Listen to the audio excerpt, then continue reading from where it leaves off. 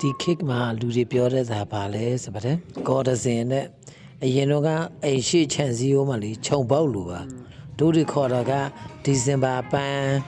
ဒီဇင်ဘာချိန်မှာပွေးတဲ့ပန်းမို့ဒီဇင်ဘာပန်းပြီးရင်ဆောင်တော်ကူပန်းနေပန်း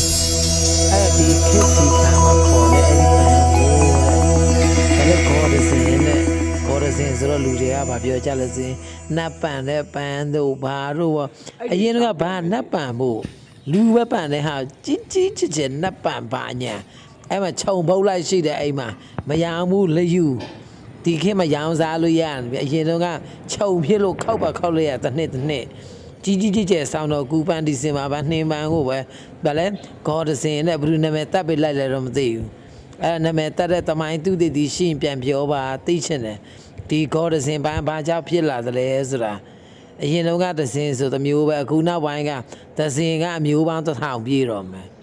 အသိတော့မဟုတ်ဘူးနော်အိမ်ကဖះကိုကတ်တာခူးပြီးတော့